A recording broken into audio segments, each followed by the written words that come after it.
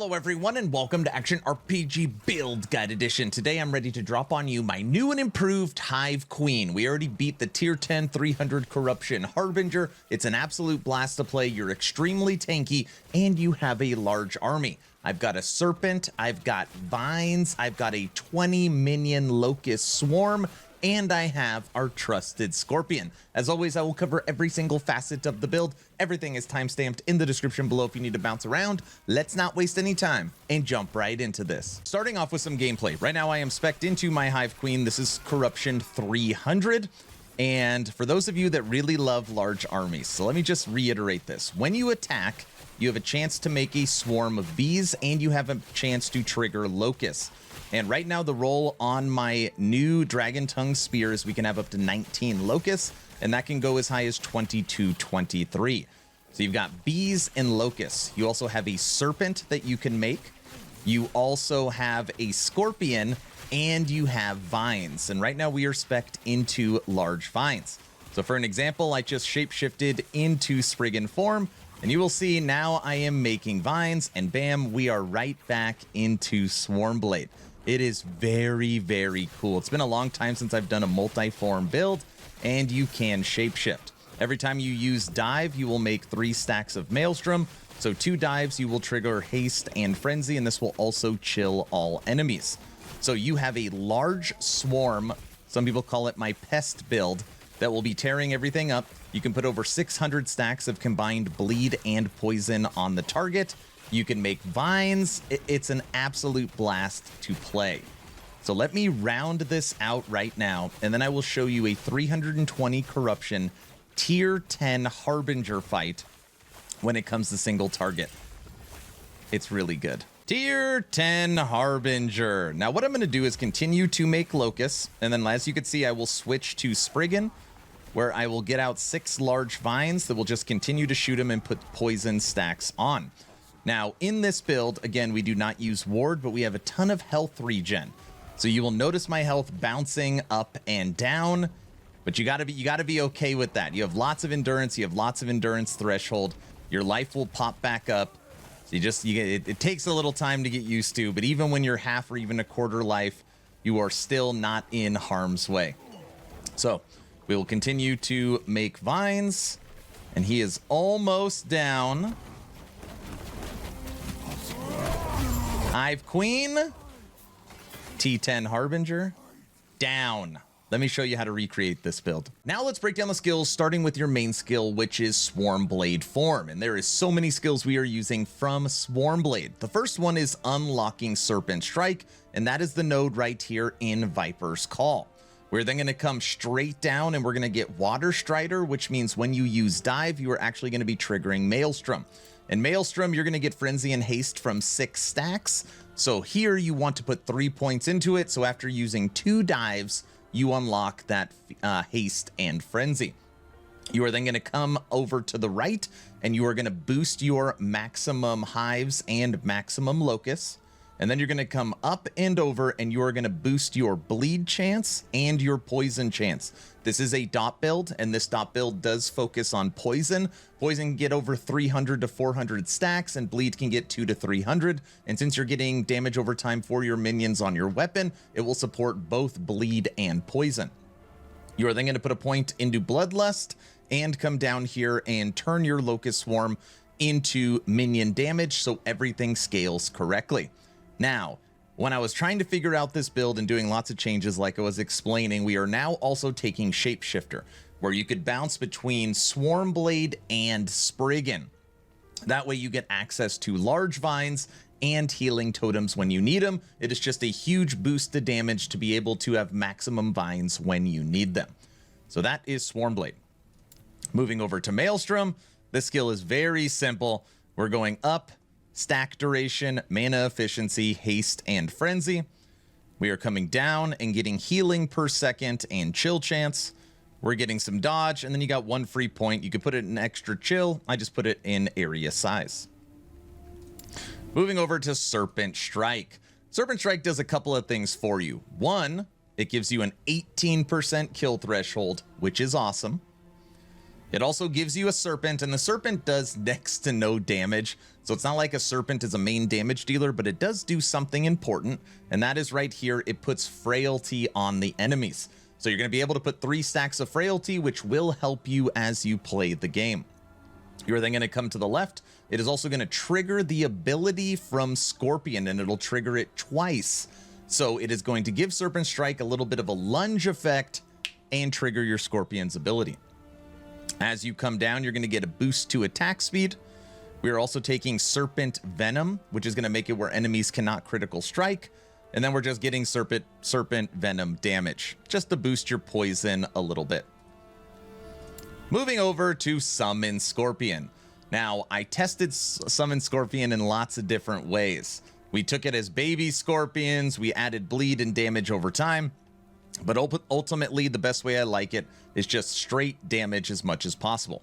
Poison damage, venom area and damage, poison chance, health hit, multiplicative damage based upon stacks of poison. And then we've leaned heavily into poison pools, which is going to give you and all your minions a boost to attack speed. Last but not least, the weirdest skill, and that is Summon Spriggan. So we were working on different skills. Do we want to use Thorn Totem?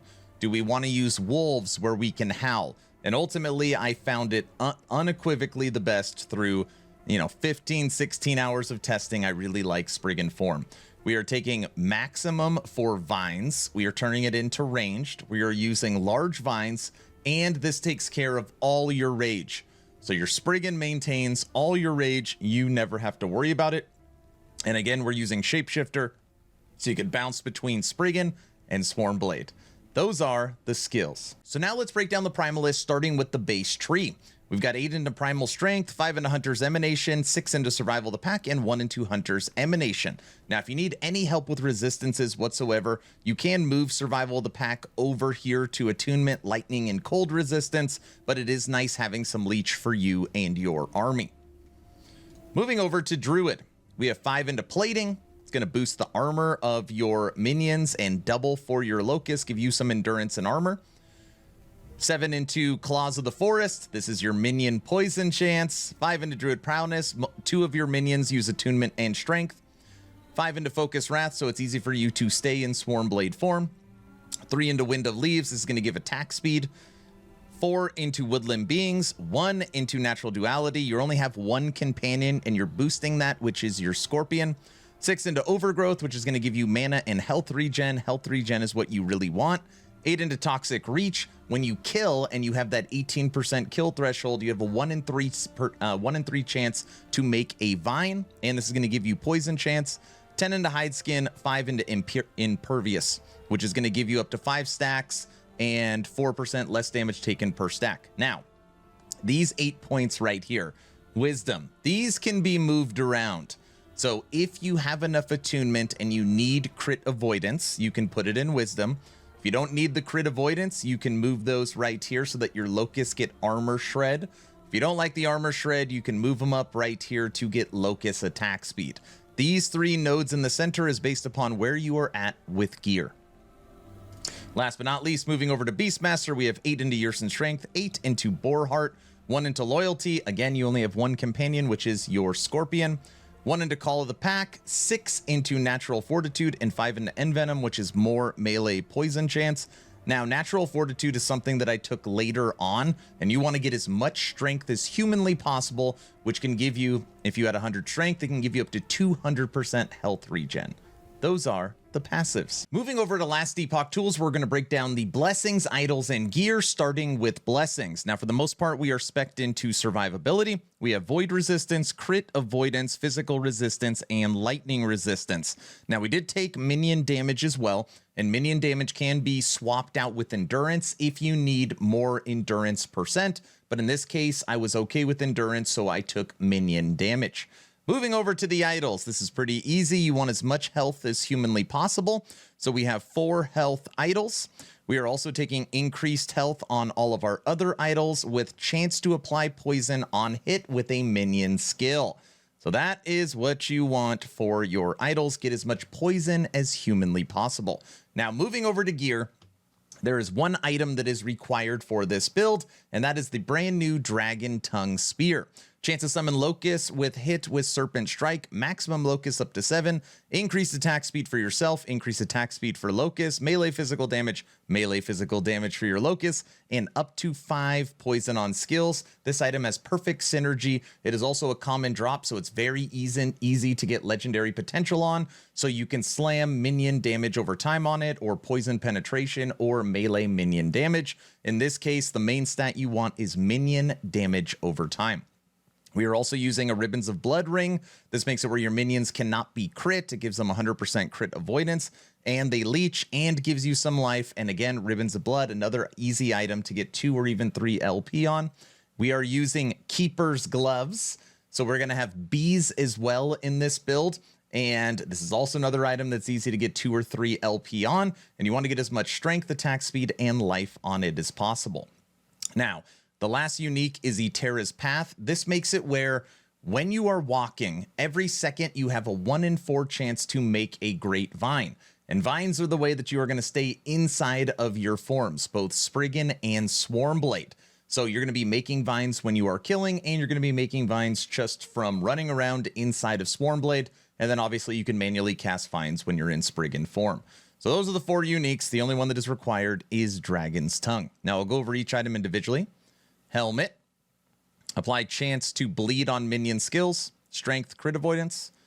And when I was playing this, like I said earlier, I spec'd into attunement. This is a strength build. Amulet, minion, health. And if you could find a Nihilus amulet, that would be best in slot. Armor, Swarmblade form, strength, double life. Belt, minion, health. Ring, minion strength, necrotic endurance. And relic, summon Scorpion, strength, cold, and round out your resistances. Now, I've been talking about how you are extremely tanky with this build. Let me show you this. You ready for this? 5,500 life. 5,500 life. And know that my gear is all just tier 21. I didn't do anything crazy. You can actually get way better gear than this. 5,500 life. Maxed resistances. 2,000 armor, 61% endurance with a 2,200 endurance threshold, and 100% crit avoidance. You also have tons of health regen. Your health is going to feel like mana. It is going to shoot up so fast, and you have regen sustain from hitting. You're very tanky. Now let's talk leveling. Aaron, this is great, but how do I take it from level 1 to what I see in Endgame? I will show you. Now for me, it does not matter if you are a Beastmaster, a Shaman, or a Druid. I level all my characters the exact same way. And that is through the skill Swipe, which is so good. You get Leech, you get area and damage, you get kill threshold, and of course you can boost your attack speed. Swipe is an amazing skill. You could literally beat the campaign with only Swipe. But then what you want to take is you want to take Warcry. And Warcry has a couple things it can do. It can give you Berserk, which is going to boost your damage and can boost your attack speed. But also what it could do is it could trigger Maelstrom. So what you want to do is you want to take Swipe, Warcry, and Maelstrom. And up here you just want to get Haste and Frenzy stacks. So basically you are running around swiping.